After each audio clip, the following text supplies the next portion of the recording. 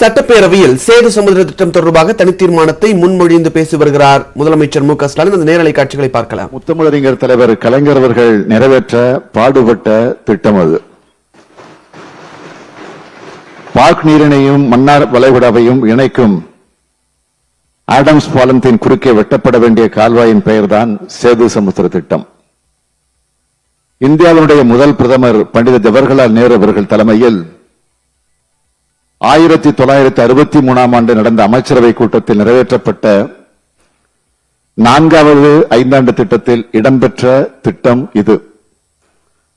1967 ஆண்டு ஆட்சி பொறுப்புக்கு வந்த பேரறிஞர் அண்ணா அவர்கள் தம்பிக்கு எழுதிய மடலில் இத்திட்டத்தை நிறைவேற்றி ஆக வேண்டும் என்பதை வலியுறுத்தினார்கள்.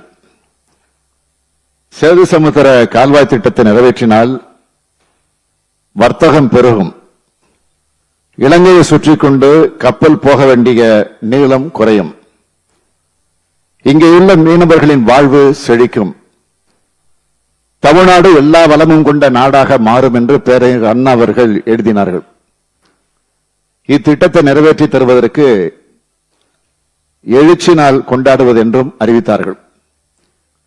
1972 ஆண்டு தூத்துக்குடி துறைமுக நுழைவு வாயிலில் கப்பலோட்டிய தமிழர் வ.உ. சிதம்பரனாரின் சிலையை திறந்து வைக்க பிரதமர் இந்திரா காந்தி அம்மையார் அவர்கள் வந்தபோது அன்றைய முதலமைச்சர் கலைஞர் அவர்கள் இதை வலியுறுத்தினார்கள்.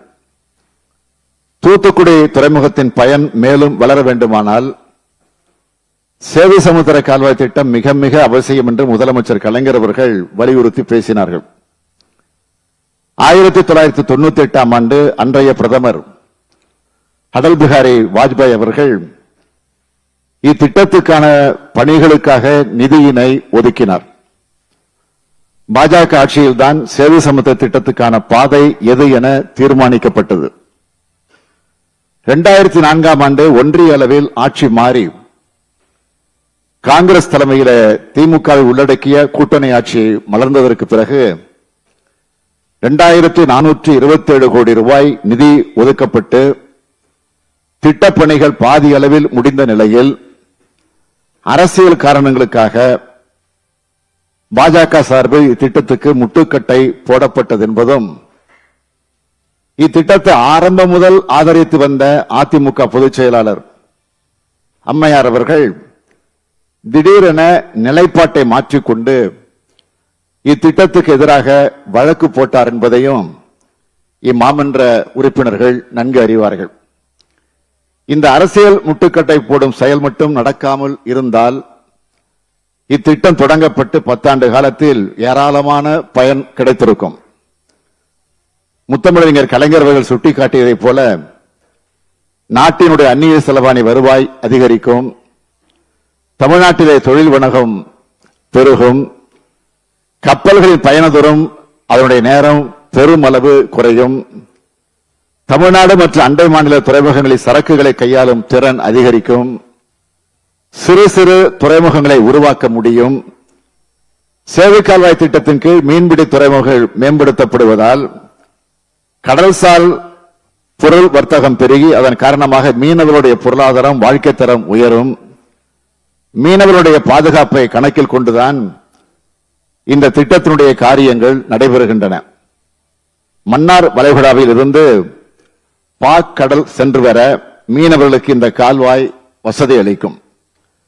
இலங்கை உள்ளிட்ட வேறு நாடுகளின் துறைமுகங்களில் இந்திய சரக்குகள் பரிமாற்றம் செய்வது தடுக்கப்படும், நாட்டின் கடலோர பாதுகாப்பு வலுப்படுத்தப்படும். இத்திட்டத்தினால் மிக முக்கியமாக 50,000த்திற்கும் மேற்பட்டவர்களுக்கு நேரடியாகவும் மறைமுகமாகவும் வேலைவாய்ப்பு தொடர்ந்து கிடைக்கும். இவையெல்லாம் தான் அப்பொழுது முத்தமிழறிஞர் தலைவர் கலைஞர் அவர்கள் சுட்டிக்காட்டியவை. இவை அனைத்தும் நடந்திருக்கும். நடக்காமல் போனதற்கான அரசியல் காரணங்களை நான் விரிவாக பேச விரும்பவில்லை.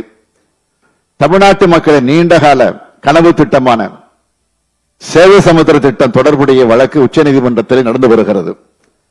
சேது சமுத்திர திட்டத்தை மாற்றுப்பாதையில் செயல்படுத்துவோம் என்று ஒன்றிய பாஜக அரசு சொல்லி இருக்கிறது. ஆனால் ராமேஸ்வரம் கடற்பகுதியில் இருந்தது எந்த மாதிரி கட்டுமானம் என்பதை கூறுவது கடினம் என்று ஒன்றிய அமைச்சர் நாடாளுமன்றத்தில் சொல்லியிருக்கிறார். இத்தகைய நிலைப்பாட்டுக்கு பாஜக அரசு வந்துள்ள நிலையில் சேவை சமுத்திர திட்டத்தை போராடியும் வாதாடியும் செயல்படுத்த வைக்க வேண்டும் என்ற எண்ணத்தின் அடிப்படையில் இந்த தீர்மானத்தை இப்பேரவையின் சார்பில் நிறைவேற்றி தர வேண்டும் என்று நான் கேட்டுக்கொள்கிறேன். மாண்புமிகு பேரவைத் தலைவர் அவர்களே, தீர்மானத்தை நான் இப்பொழுது படிக்கிறேன். தமிழ்நாட்டின் பொருளாதார வளர்ச்சியையும் இந்திய நாட்டின் பொருளாதார வளர்ச்சியையும் வலுப்பெற செய்வதற்கு மிக இன்றியமையாத திட்டமாக சேது சமுத்திர திட்டம் விளங்கி வருகின்றது. 1860ஆம் ஆண்டு 50 லட்சம் ரூபாயில் கமாண்டர் டெய்லர் என்பவரால் உருவாக்கப்பட்ட மகத்தான திட்டம் இது. அதன் பிறகு 1955இல் தமிழ்நாட்டின் சிறந்த நிபுணர் டாக்டர் ஏ ராமசாமி முதலியார் குழு 1963 நடைபெற்ற ஒன்றிய அமைச்சரவை கூட்டம் 1964 அமைக்கப்பட்ட டாக்டர் நாகேந்திர சிங் ICS தலைமையிலான உயர்நிலை குழு ஆகிய பொறியியல் வல்லுநர்களால் பல்வேறு ஆண்டு காலம் ஆராய்ந்து வடிவமைக்கப்பட்டதுதான் சேது சமுத்திர திட்டம். இதன் வழித்தடங்கள் ஆய்வு செய்யப்பட்டு சுற்றுச்சூழல் பாதிக்கப்படாத வகையில பணிகளை மேற்கொள்ள திட்ட அறிக்கைகள் தயாரிக்கப்பட்டன. தேசிய ஜனநாயக கூட்டணி ஆட்சியின் போது பிரதமராக இருந்த மாண்புமிகு அடல் பிகாரி வாஜ்பாய் அவர்கள் ஃபெசிபிலிட்டி ஸ்டடிக்கு அனுமதி அளித்தார். அப்பொழுதுதான் சேது சமுத்திர திட்டத்தின் வழித்தடம் எது என்பதும் இறுதி செய்யப்பட்டது. பின்னர் ஒன்றியத்தில் காங்கிரஸ் தலைமையிலான கூட்டணி அரசு பொறுப்பேற்றது. திராவிட முன்னேற்ற கழகம் பங்கேற்றிருந்த ஐக்கிய முற்போக்கு கூட்டணி அரசின் பிரதமரான டாக்டர் மன்மோகன் சிங் அவர்களால் 2004ஆம் ஆண்டு 2427 கோடி ரூபாய் மதிப்பீட்டில் இத்திட்டம் அனுமதிக்கப்பட்டது. முத்தமிழறிஞர் கலைஞர் அவர்களும் ஐக்கிய முற்போக்கு கூட்டணி தலைவராக இருந்த அன்னை சோனியா காந்தி அவர்களும் முன்னிலை வகிக்க இந்த திட்டத்தை பிரதமர் டாக்டர் மன்மோகன் சிங் அவர்கள் 2/7/2005 அன்று துவக்கி வைத்தார்கள். திட்டப்பணிகள் நடைபெற்றுக் கொண்ட நேரத்தில் தமிழ்நாட்டின் பொருளாதாரத்தை தலைநிமிர வைக்கும் திட்டத்திற்கு, குறிப்பாக தென் மாவட்டங்களை செழிக்க வைக்கக்கூடிய இந்த திட்டத்திற்கு, தமிழ்நாட்டு இளைஞர்களுடைய வேலை வாய்ப்பிற்கு உத்தரவாதம் அளிக்கக்கூடிய இந்த சேது சமுத்திர திட்டத்துக்கு முட்டுக்கட்டை போடப்பட்டது. எந்த காரணத்தை கூறி முட்டுக்கட்டை போடப்பட்டதோ அதையே நிராகரிக்கக்கூடிய வகையில தற்போது ராமேஸ்வரம் கடற்பகுதியில் இருந்து எந்த மாதிரி கட்டுமானம் என்பதை கூறுவது கடினம் என்று ஒன்றிய அமைச்சர் மாண்புமிகு ஜிதேந்திர சிங் அவர்கள் மாநிலங்களவையில் தெளிவாக சொல்லியிருக்கிறார். இப்படி ஒன்றிய அரசு தெரிவித்துள்ள நிலையில் சேது சமுத்திர திட்டத்தை இனியும் நிறைவேற்றாமல் இருப்பதை தமிழ்நாட்டின் முன்னேற்றத்திற்கும் வளர்ச்சிக்கும் முட்டுக்கடை போடும் நிகழ்வாகவே இந்த மன்றம் கவலை தெரிவிக்கிறது. இனியும் இந்த திட்டத்தை செயல்படுத்த விடாமல் சில சக்திகள் முயல்வது நாட்டின் வளர்ச்சிக்கு எதிரானது என்று இந்த மாமன்றம் கருதுகிறது. எனவே மேலும் தாமதமின்றி இந்த முக்கியமான சேது சமுத்திர திட்டத்தை நிறைவேற்றிட ஒன்றிய அரசு உடனடியாக முன்வர வேண்டும் என்றும், இத்திட்டத்தை செயல்படுத்துவதற்காக தமிழ்நாடு அரசு அனைத்து ஒத்துழைப்பை நல்கும் எனவும் இந்த மாமன்றம் ஒருமனதாக தீர்மானிக்கிறது. இந்த தீர்மானத்தை அனைவரும் ஒருமனதாக நிறைவேற்றி தர வேண்டும் என்று அனைவரையும் கேட்டு அமைகிறேன். மாண்புமிகு உறுப்பினர் வேல்முருகன் சுருக்கமா ஒரு நிமிடத்துக்கு மிகாமல் கருத்து. மாண்புமிகு பேரவைத் தலைவர் அவர்களே, 150 ஆண்டு காலம் கனவு திட்டம் என்கிற சேது சமுத்திர திட்டத்தை மாண்புமிகு முத்தமிழறிஞர் கலைஞர் அவர்கள் பேரறிஞர் அண்ணா அவர்களின் பின்னால் அந்த திட்டத்தை நடைமுறைப்படுத்த முன்வந்தார்கள். அப்போது சனாதன சக்திகள் அங்கு ராமர் பாலம் இருப்பதாகவும் அந்த பாலம் பாதிக்கப்படும் என்பதும் எதிர்ப்பு தெரிவித்தார்கள். எந்த சனாதன சக்திகள் ராமர் பாலம் என்று சொன்னார்களோ அதே சனாதன சக்திகள் நடைபெறுகின்ற ஆட்சியில் அந்த சனாதன கட்சிகளின் ஒன்றிய அமைச்சராக இருக்கிற ஒருவர் இந்திய நாடாளுமன்றத்தில் அப்படி ஏதும் இல்லை என்று தெரிவித்தது பகுத்தறிவு பாலவன் தந்தை பெரியாரின் கருத்தை தலைவர் கலைஞர் அவர்கள் பேசியது இன்றைக்கு உண்மையாக இருக்கிறது என்பதை இந்த நேரத்தில் பதிவு செய்து, இந்த திட்டம் அங்கு இருக்கின்ற கடல்வாழ் பல்லுயிர் மண்டலமாக நம்முடைய மன்னார் வளைகுடா பகுதி இருக்கிறது. நம்முடைய தமிழக அரசு உயிரினங்களின் பாதுகாக்கும் கடல்வாழ் மண்டலமாக புதுக்கோட்டை உள்ளிட்ட மாவட்டங்களை, அருகாமை மாவட்டங்களை அறிவித்திருக்கிறது. பவழப்பாறைகள், திட்டுகள் இருக்கிறது. அதுபோன்று அங்கு கடல் பசு அந்த பகுதியில் அதிகமாக இருப்பதாக நீரியல் அறிஞர்கள் அறிவித்திருக்கிறார்கள். 150 ஆண்டுகளுக்கு முன்பாக இந்த திட்டத்தை நிறைவேற்றியிருந்தால் சிறு கப்பல்கள் வந்து போவதற்கும் மாண்புமிகு முதலமைச்சர் அவர்கள் சொல்வது போல் இலங்கையை தவிர்த்து அதிக மைல் கப்பல் செல்வதற்கு இல்லாமல் வாய்ப்பு உருவாக்கியிருக்கும். ஆனால் காலதாமதமாக இந்த திட்டத்தை மாண்புமிகு தமிழ்நாடு முதலமைச்சர் அவர்கள் நடைமுறைப்படுத்துவதற்கு முன்வருவதை நான் வரவேற்கிற அதே நேரத்தில் 36,000 டன் முடிச்சிடறேன், 36,000 டன் அதிகமான கப்பல்கள் வருவதற்கான வாய்ப்புகள் இல்லை என்று நீரியலினுடைய அறிஞர் பெருமக்கள் அறிவித்திருக்கிறார்கள். தற்போது இந்த நவீன உலகத்தில் 2 லட்சம் டன் 3 லட்சம் டன் கப்பலுடைய எடை இருக்கிறது. ஆனால் கடல் மட்டத்தை ஆழப்படுத்துகின்ற போது மணல் சரிவு ஏற்படும் என்று உறுப்பினர்கள் தங்கள் இருக்கையில் அமர்க. மாண்புமிகு உறுப்பினர் தளவாய் சுந்தரம் அவர்கள், நம்முடைய பொல்லா ஜெயராமன் அவர்கள் இருக்கையில் அமரவும். தம்பி நன்றி சொல்லி பிடிங்க. முடிச்சிடறேன். ஒரு கூற்று இருக்கிறது, மணல் சரிவு ஏற்படாத வண்ணம் இன்றைக்கு நம்முடைய மாண்புமிகு முதலமைச்சர் அவர்கள் மத்திய அரசுக்கு ஆலோசனை சொல்லி கடல்வாழ் உயிரினங்களும் கடல் பசு போன்ற உயிரினங்களும் அழியாத வண்ணம் அந்த திட்டத்தை நடைமுறைப்படுத்துவதற்கு உரிய அறிவுரைகளை ஒன்றிய அரசுக்கு மாண்புமிகு தமிழ்நாடு அரசும் மாண்புமிகு தமிழக முதலமைச்சரும் அறிவுறுத்த வேண்டும். இந்த கண்டிஷன்ஸ் பிரகாரம் இந்த திட்டத்தை மாண்புமிகு முதலமைச்சர் அவர்கள் ஒன்றிய அரசு நடைமுறைப்படுத்த வேண்டுகோள் வைக்க வேண்டும் என்று கேட்டு வாய்ப்புக்கு நன்றி கூறி முடிக்கிறேன். நன்றி, வணக்கம். மாண்புமிகு உறுப்பினர் ER ஈஸ்வரன் அவர்கள். மாண்புமிகு பேரவைத் தலைவர் அவர்களே, தமிழகத்தினுடைய வளர்ச்சியை கணக்கில் கொண்டு தமிழ்நாடு முதலமைச்சர் அவர்கள் சேது சமுத்திர திட்டத்தை நிறைவேற்ற வேண்டும் என்று தீர்க்கமான முடிவெடுத்து தீர்மானத்தை கொண்டு வந்திருப்பதை நான் வரவேற்கின்றேன். இது முத்தமிழறிஞர் கலைஞர் அவர்கள் முயற்சி எடுத்த போது இந்த திட்டம் நிறைவேற்றப்பட்டிருந்தால் 500 கோடி அமெரிக்க டாலர் இந்நேரம் ஏற்றுமதியாளர்கள் மிச்சப்படுத்தி இருப்பார்கள்.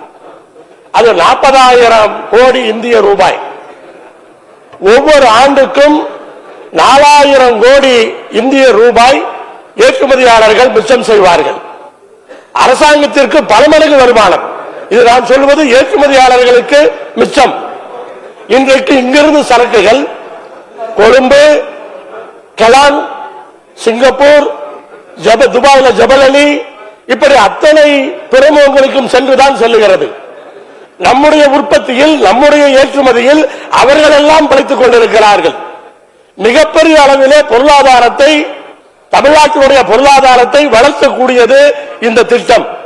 இதற்கு மேலும் இது தாமதப்படுத்த கூடாது. அதே போல மாண்புமிகு முதலமைச்சர் அவர்கள் சொன்னது போல, அதாவது 10 நாட்கள் மிச்சமாகும். தமிழகத்திலிருந்து ஐரோப்பாவிற்கும் அமெரிக்காவுக்கும் செல்லுகின்ற பொருட்கள் இந்த திட்டம் நிறைவேற்றப்பட்டால் 10 நாட்கள் முன்னதாக போய் சேரும். அந்த 10 நாட்கள் தான் இப்ப பிரச்சனை. அந்த 10 நாட்கள் நாம் தாமதமாக போவதால் சீனாவுக்கும் பங்களாதேஷுக்கும் இலங்கைக்கும் நமக்கு வரக்கூடிய ஆர்டர்கள் அங்கே போகிறது. அப்ப பொருளாதார ரீதியாக தமிழ்நாட்டுக்கு மிகவும் பயனளிக்கக்கூடிய, அதே போல கட்டமைப்புகளை ஏற்படுத்தால் முதலீடு தானாக வரும். இந்த கட்டமைப்பை, இந்த திட்டத்தை நிறைவேற்றினால் தென் மாவட்டங்களிலே தொழில் ஏற்றுமதி சார்ந்த தொழிற்சாலைகள் அங்கேதான் வரும். அங்கிருந்து நேரடியாக 10 நாட்களுக்கு முன்பாக சரக்கு போய் சேர்ந்துடும். யாரையுமே அழைக்க வேண்டிய அவசியமே இருக்காது. அதே போல இந்த திட்டத்தை நிறைவேற்றினால் வேலை வாய்ப்புக்கு பஞ்சமே இருக்காது. தமிழ்நாட்டில் வேலை வாய்ப்புக்கான முகாமை நடத்த வேண்டிய அவசியம் இருக்காது. தானாக தமிழ்நாடு முன்னேறிவிடும். அப்படிப்பட்ட உன்னதமான இந்த திட்டம் தென் மாவட்டங்களை வளர்த்தக்கூடிய திட்டம். இப்போது அதற்கு மட்டுமல்லாமல் நாங்கள் வேகமாக பொருட்களை கொண்டு போய் சேர்த்த வேண்டும் என்பதற்காக கொச்சின் வழியாக, அதே போல மும்பை வழியாக இங்கிருந்து சரக்குகளை அங்கே அனுப்பி அங்கிருந்து அனுப்புகிறோம். அதெல்லாம் தவிர்க்கப்பட்டு மொத்த வருமானமும் தமிழ்நாட்டினுடைய வளர்ச்சிக்கு பயன்படும் என்பதால் இந்த திட்டத்தை விடாமல் நிறைவேற்ற வேண்டும். ஒருமனதாக எல்லோரும் ஏற்றுக்கொள்ள வேண்டும். கொங்குநாடு மக்கள் தேசிய கட்சியின் சார்பாக மாண்புமிகு முதலமைச்சர் கொண்டு வந்த இந்த தீர்மானத்தை மனதார வரவேற்று அமர்கின்றேன். நன்றி.